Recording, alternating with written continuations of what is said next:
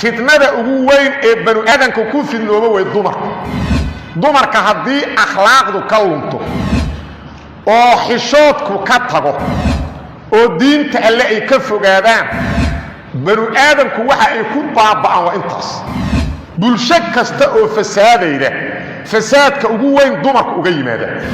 fitnadii ugu horreeyday oo reer banu israa'iil ay diinta uga fidnoobeen dumarkay ahayd reer banu israa'iil nabi muuse loo diray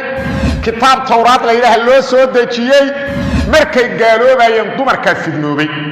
xishoodkay ka tageen akhlaaqday ka tageen dharkay dhigteen raggay garabka ku qabteen waa la cayaareen markaasaa shahwaad inta laga daba dhacaa diinta laga qubaysta fidnadii ugu horreeyday reer banu israa'iil taasay ahayd nabi maxamed wuxuu yidhi idinkuna dumarka iska ilaaliya reer banu israa'iil oo yahuud iyo kirishtaan ah waa yaqaaniin waxay ku fidnoobeen waa shahwo ka daba dhiciddeed ayadina waa midda annaga lala raadinayeen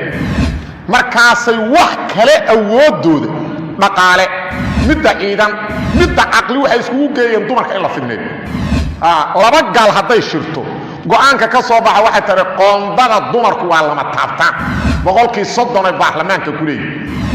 go'aankaas waa kow inuu soo baxo ma dhici karto waxa weyn hay-aadka lacagta daldalaya waa kuwa soo saaray gabdhaha wiilasha mootada la saaran ee ku dul cayaaraya mooto laba lugood leh oo wiil saaran yahay inta dusha uga fariisatay oo dhabarka ka saartay ay ku dul tumanay halkaas laamiga dadka Soomaaliyeed oo u jeedo war gabar iyo wiil ay saar iyo musiibo iska dhacda dhaxanka qaba karna inna lillahi wa inna ilayhi raaji'un wazinu soo ma jeedi wazinu banaanka la soo dhigay soo ma jeedi nabi maxamed ayaa yiri sallallahu alayhi wasallam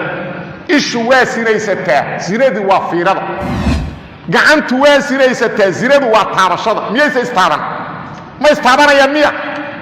zinada wey waa zina banaanka taala nabiga yiri sallallahu alayhi wasallam ummad kasta oo zinadu ka dhex muuqato oo marka dambe aan la qarinayn ilaahi weyna wuxuu ku dhex faafiya cudurrada faafo qatarta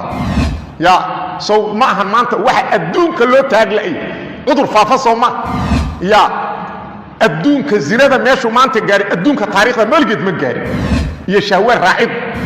annagana saatay noo maraysa laamiga dhexbartankiisa wiil iyo gabar inay isdul saaran yihiin saasi marayda oo hadba bareega u qabana muusiqana u shida say marna kor ugu boodo marna ugu soo dhacdo meeshu ku cayaarsiina ara leena ku dhac